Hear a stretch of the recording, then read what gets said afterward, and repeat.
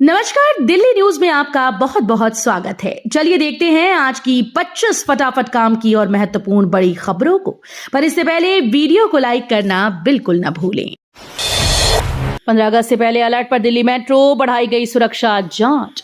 दिल्ली में 15 अगस्त को स्वतंत्रता दिवस के मौके पर सुरक्षा व्यवस्था को लेकर तैयारियां जोरों पर हैं। इस बार भी दिल्ली मेट्रो रेल कॉरपोरेशन ने सुरक्षा जांच को और सख्त करने का फैसला किया है। डीएमआरसी के अधिकारियों ने बताया कि मेट्रो के प्रमुख स्टेशन पर सुरक्षा जांच बढ़ा दी गई है और जल्द ही ये व्यवस्था अन्य स्टेशन पर भी लागू की जाएगी।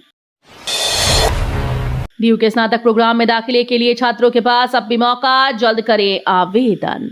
दिल्ली विश्वविद्यालय के शैक्षणिक सत्र 2025-26 में स्नातक प्रोग्राम में दाखिले का मौका अब भी छात्रों के पास बना हुआ है। दरअसल कल खाली सीटों की जानकारी जारी की जाएगी। इसके साथ ही मिड एंट्री का विकल्प मिलने जा रहा है। इस विकल्प के जरिए वो सिस्टम में एंट्री करके सीट पा सकते हैं। 29वां दिल्ली पुस्तक मेले का मुख्यमंत्री रेखा गुप्ता ने किया उद्घाटन। कपिल मिश्रा भी रहे मौजूद। मुख्यमंत्री रेखा गुप्ता ने कहा कि मोबाइल के इस दौर में भी किताबें पढ़ने का अपना ही चाव है। किताबों का विकल्प ई गैजेट्स कभी नहीं हो सकते। पूर्व में दिल्ली विश्वविद्यालय छात्र संघ की अध्यक्ष भी रह चुकी रेखा ने कहा कि प्रेमचंद सहित देश भर के नामी लेखक साहित्यकारों को वो छात्र जीवन से पढ़ती आई हैं। महिला सांसद से चैन छीनने वाले आरोपी गिरफ्तार, 20 से ज्यादा मामले हैं दर्ज। दक्षिणी जिला पुलिस ने महिला सांसद सुधा आर की चेन छीनने वाले आरोपी रावत को मंगलवार रात को गिरफ्तार कर लिया। आरोपी पर 20 से ज्यादा मामले दर्ज हैं और वो दक्षिणी दिल्ली के हरकेश नगर का रहने वाला है। आरोपी ने अकेले ही वारदात को अंजाम दिया था। बोर्ड एग्जाम में शामिल होने के लिए 75% अटेंडेंस जरूरी, सीबीएसई ने नोटिफिकेशन जारी कर दिया निर्देश। सीबीएसई बोर्ड एग्जाम 2026 में भाग लेने जा रहे स्टूडेंट्स के लिए महत्वपूर्ण अपडेट है। केंद्रीय माध्यमिक शिक्षा बोर्ड की ओर से नोटिफिकेशन जारी कर सूचना दी गई कि class 10th 12th board exam में भाग लेने के लिए स्टूडेंट्स की स्कूल में न्यूनतम 75% अटेंडेंस अनिवार्य है। प्राइवेट स्कूल को फायदा पहुंचाने के लिए भाजपा बिल लाई, पूर्व सीएम आतिशी का रेखा सरकार पर हमला। आम आदमी पार्टी के नेता और पूर्व सीएम आतिशी ने एक प्रेस कॉन्फ्रेंस कर निजी स्कूल को लेकर लाए गए बिल पर भाजपा सरकार को घेरा। आप नेता आतिशी ने कहा कि भाजपा सरकार निजी स्कूल को फायदा पहुंचाने के लिए बिल लेकर आई है। आगे कहा कि निजी स्कूल की बढ़ाई गई फीस का अभिभावक विरोध कर रहे थे। शेल्टर होम में आश्रित के साथ हिंसा मामले में दिल्ली हाईकोर्ट ने रेखा गुप्ता सरकार से मांगी रिपोर्ट। दिल्ली हाईकोर्ट ने दिल्ली पुलिस और दिल्ली सरकार को स्टेटस रिपोर्ट दायर कर निर्देश दिया। कहा कि आशा किरण शेल्टर होम में पिछले साल 1 महीने के भीतर मरने वाले 14 लोगों में से एक आश्रित के साथ शारीरिक हिंसा के आरोपों के संबंध में उन्होंने क्या कार्रवाई की। ये शेल्टर होम दिल्ली सरकार के द्वारा बौद्धिक रूप से अक्षम लोगों के लिए चलाया जाता है। सीआईएसएफ में 700 जवानों की होगी भर्ती, इस बिल्डिंग की करनी होगी सुरक्षा, सरकार ने दी मंजूरी। सरकार ने कॉमन सेंट्रल सेक्रेटेरिएट की सुरक्षा बढ़ाने के लिए केंद्रीय औद्योगिक बल को 700 से ज्यादा कर्मियों की भर्ती की मंजूरी दी। सीसीएस के पहले भवन का उद्घाटन प्रधानमंत्री नरेंद्र मोदी ने आज बुधवार को किया। आधिकारिक सूत्रों के मुताबिक अभी 10 सीसीएस बिल्डिंग्स की सुरक्षा सीआईएसएफ की केंद्र सरकार भवन सुरक्षा यूनिट करेगी। एमसीडी की विशेष समितियों के चुनाव में बीजेपी ने लहराया परचम। दिल्ली नगर निगम की महत्वपूर्ण समितियां मानी जाने वाली 12 विशेष समितियों में से 11 का बुधवार को गठन हो गया। इनमें से खेलों के प्रोत्साहन और संबद्ध मामलों की समिति का चुनाव रद्द कर दिया गया। 12 विशेष समितियों में से 10 में भाजपा के अध्यक्ष और 11 में भाजपा के उम्मीदवार उपाध्यक्ष बने। स्वतंत्रता दिवस पर तिरंगा फहराएं, सरकार ने की हर घर तिरंगा अभियान से जुड़ने की अपील। 3 साल पहले शुरू हुई हर घर तिरंगा पहल अब जन आंदोलन का रूप ले चुकी है। देश भर में समाज के अलग अलग वर्ग के लोगों ने इस विचार को अपनाया। इस क्रम में एक राष्ट्रगान एक झंडा एक राष्ट्र की भावना के साथ इस पहल को आगे बढ़ाने के लिए भारतीय संस्कृति मंत्रालय ने कदम उठाए।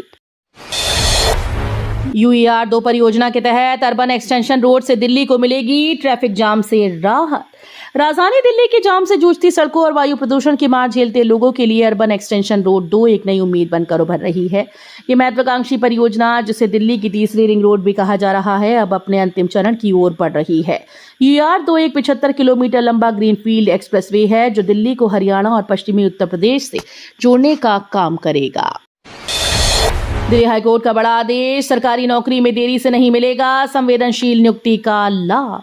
दिल्ली हाईकोर्ट ने नियुक्ति से जुड़े एक मामले की सुनवाई के दौरान कहा कि संवेदनशील आधार पर सरकारी नौकरी की मांग किसी विशेष आपात स्थिति के लिए होती है और इसे परिवार के कमाने वाले सदस्य की मृत्यु के लंबे समय के बाद नहीं मांगा जा सकता। दिल्ली हाईकोर्ट का बड़ा आदेश, अनाज मंडी अग्निकांड में आरोपी इमारत के मालिक पर चलेगा ट्रायल। दिल्ली हाईकोर्ट ने सदर बाजार स्थित अनाज मंडी इलाके में दिसंबर 2019 में हुए भीषण अग्निकांड के मामले में ट्रायल कोर्ट के उस आदेश को बरकरार रखा जिसमें इमारत के एक मालिक मोहम्मद इमरान पर आरोप तय किए गए थे। इस हादसे में 45 मजदूरों की दुखद मौत हो गई थी। हाईकोर्ट में जस्टिस स्वर्णकांता शर्मा ने मामले की सुनवाई के दौरान कहा, मोहम्मद इमरान इमारत की चौथी मंजिल और छत पर बने एक गोदाम का मालिक था जो अवैध रूप से बनाए गए थे। ये निर्माण भवन नियमों का खुला उल्लंघन है। वैश्विक साइबर धोखाधड़ी मामले में दिल्ली एनसीआर में 11 ठिकानों पर ईडी की छापेमारी। प्रवर्तन निदेशालय ने बुधवार को वैश्विक साइबर धोखाधड़ी के एक मामले में मनी लॉन्ड्रिंग जांच के तहत दिल्ली, नोएडा, गुरुग्राम, देहरादून सहित 11 ठिकानों पर छापेमारी की। आधिकारिक सूत्रों ने बताया कि एक वैश्विक साइबर धोखाधड़ी गिरोह से जुड़े मनी लॉन्ड्रिंग जांच के तहत राजधानी दिल्ली, नोएडा, गुरुग्राम, देहरादून स्थित 11 परिसरों में सर्च ऑपरेशन चला रहा है। रेहड़ी पटरी वालों पर लगा बड़ा आरोप, सड़क किनारे पेड़ लगाकर खेल रहे हैं अतिक्रमण का नया खेल। पिछले कुछ साल से मथुरा रोड से लेकर पुराना किला लिंक रोड तक फुटपाथ और सड़क पर अतिक्रमण करने के लिए रेहड़ी पटरी कियोस्क लगाने वालों ने नया तरीका अपनाया है। उन्होंने सड़क पर ही कई पेड़ लगा दिए। उनकी आड़ में वे क्यूसेक आदि से खाने पीने का सामान बेच रहे हैं। बीजेपी विधायकों को दिया गया पूरा मौका तो हमें क्यों नहीं, आपने लगाया विपक्ष की आवाज दबाने का आरोप। विधानसभा मानसून सत्र के दूसरे दिन भी फीस रेगुलेशन बिल और झुग्गियों में हुई तोड़फोड़ समेत कई मुद्दे उठाकर सत्ता पक्ष को घेरने की पुरजोर कोशिश की गई। साथ ही विपक्ष नेता आतिशी ने विधानसभा अध्यक्ष पर विपक्ष की आवाज को दबाने का भी आरोप लगाया। पीएम मोदी की चीन यात्रा जल्द, एससीओ शिखर सम्मेलन में होंगे शामिल। प्रधानमंत्री नरेंद्र मोदी इस माह के अंत में चीन की यात्रा पर जाएंगे, जहां वो 31 अगस्त से 1 सितंबर तक तियानजिन शहर में होने वाले शंघाई सहयोग संगठन शिखर सम्मेलन में भाग लेंगे। ये प्रधानमंत्री मोदी की 2020 की गलवान घाटी झड़प के बाद पहली चीन यात्रा होगी, जिसने दोनों देशों के द्विपक्षीय संबंधों को गंभीर रूप से प्रभावित किया था। ट्रंप ने भारत पर लगाया 25% अतिरिक्त टैरिफ, कुल टैरिफ हुआ 50%। अमेरिकी राष्ट्रपति डोनाल्ड ट्रंप ने भारत पर 25% अतिरिक्त टैरिफ लगा दिया। नया टैरिफ पहले से तय 25% टैरिफ के साथ जुड़कर लागू होगा। ट्रंप के हस्ताक्षर वाले कार्यकारी आदेश के मुताबिक अतिरिक्त टैरिफ 21 दिन बाद लागू किया जाएगा।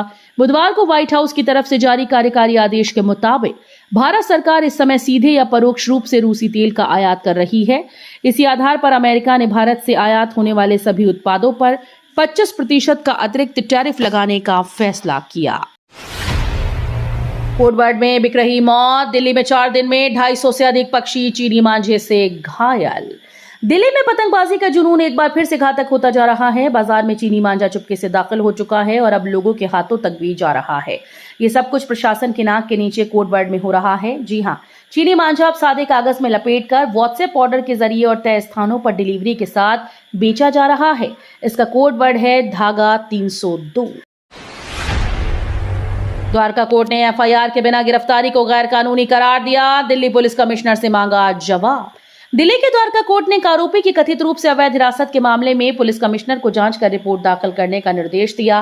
कोर्ट ने साफ कहा कि बिना एफआईआर दर्ज किए किसी व्यक्ति को हिरासत में लेना उसके जीवन और व्यक्तिगत स्वतंत्रता के अधिकार का उल्लंघन है।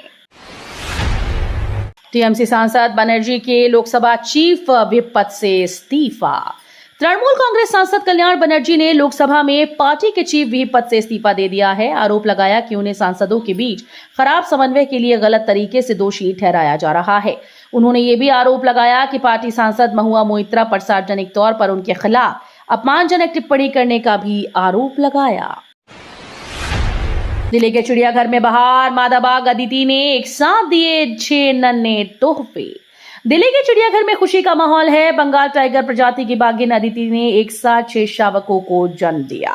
चिड़ियाघर के इतिहास में पिछले 20 सालों में यह पहला मौका है जब एक ही दिन में इतने सारे शावकों का जन्म हुआ। मादा बाघ और उसके सभी बच्चे स्वस्थ हैं। चीफ जस्टिस बीआर गवई ने पूर्व सीजेआई संजीव खन्ना की परंपरा रोकी। वरिष्ठ वकीलों से जुड़ा है मामला। सीजेआई बीआर गवई ने बुधवार को कहा कि 11 अगस्त को किसी भी वरिष्ठ जज को उनकी अदालत में तत्काल सूचीबद्ध का उल्लेख नहीं किया जाएगा। साथ ही सुनवाई के लिए मामलों का उल्लेख करने की अनुमति नहीं दी जाएगी। इससे कनिष्ठ जजों को ऐसा करने का अवसर मिल सके। दिल्ली पुलिस का रिश्वतखोर sub inspector suspend. CBI red के बाद एक्शन। पुलिस ने अपने आधिकारिक सोशल मीडिया अकाउंट से जानकारी शेयर कर पुलिसकर्मी को निलंबित किए जाने की जानकारी शेयर की। अपनी पोस्ट में दिल्ली पुलिस ने कहा कि भ्रष्टाचार निवारण अधिनियम के अंतर्गत केंद्रीय अन्वेषण ब्यूरो ने रोहिणी जिले के एक सब इंस्पेक्टर को गिरफ्तार किया था। दिल्ली पुलिस के एनकाउंटर में पकड़ा गया टिल्लू ताजपुरिया गिरोह का बदमाश। दिल्ली पुलिस ने सरोजनी नगर इलाके में एक एनकाउंटर के बाद टिल्लू ताजपुरिया गिरोह के बदमाश को गिरफ्तार किया। एक अधिकारी ने ये जानकारी दी। पुलिस के अनुसार टिल्लू ताजपुरिया गिरोह का सदस्य मंजीत उर्फ दादा अलीपुर में दर्ज किए गए हत्या के मामले में वांटेड बताया जाता है। उसे प्रतिद्वंदी गोगी गिरोह से जुड़े करण थापा की हत्या के सिलसिले में गिरफ्तार किया गया था। तो ये थी आज की बड़ी खबरें। रोजाना ऐसे ही सबसे पहले अपडेट पाने के लिए चैनल को सब्सक्राइब करना बिल्कुल न भूलें। धन्यवाद।